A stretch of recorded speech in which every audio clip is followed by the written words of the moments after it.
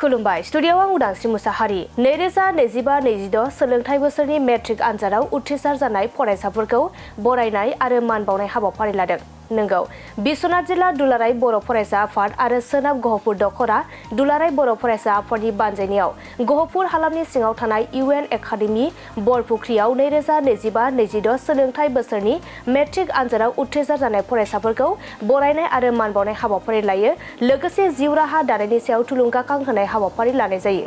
मख'नो गोनांदि बे मेलाव दुलाराय बर' फरायसा आफादनि मिरुनि सोलोंथाइ नेहाथारि सोमावसार बसुमतारी बिथाङा बाहागो लानानै जिउ राहा खुंनायनि सायाव आरो थुलुंगाखां होनाय आयदानि सायाव गुवारै बुंथिना होयो। लोगोसे फरायसाफोरा फरायनाय समाव माबादि फरायनांगौ बेनि आदब खायदाखौबो बुंथियो आरो गावनि थांखिखौ माबोरै होसोनांगौ बेनि सायाव फरायसाफोरनो बोसोन होयो। जोबोद मोजां मोनदों। बेयाव आंजों लोगोसे आरो 7 जन दंबावोमोन जाय टप 10 मासिखौ आवग्रिनो हादों जोंनि बिश्वनाथ डिस्ट्रिक्टनि गेजेराव आरो बिश्वनाथ जिल्ला दुलाराय बर' फरायसा आफादजों बेबायदि बरायजानानै जोबोद मोजां मोनदों आरो जोबोद थुलुंगा मोनदों जे इयुनाव बिनिफ्राय बांसिन आं खस्थ' खालामबावगोन आरो दा जिहेतु आंना 88% फैदों थ' आं बिनिफ्राय बांसिन एसे आसा खालामदोंमोन। मेथ्स आरो इंलिसाव एसे खम फैबाय अनलि 80ल' फैदों।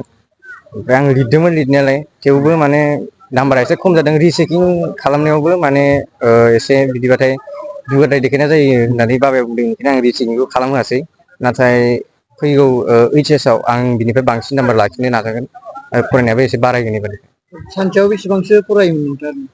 ओरैनो फरायनायाथ' study leave 25 days study leave मोनदोंमोन आरो इयाव सानसेनो फरायखादोंमोन आरो बिदिनो 1 घन्टा फरायबाय 10 मिनिट रेस्ट लाबाय 1 घन्टा फरायबाय 10 मिनिट रेस्ट लाबाय बिदि खालामबाय थादोंमोन आरो। बबे साबजेक्टआव बांसिन नम्बर मोनो?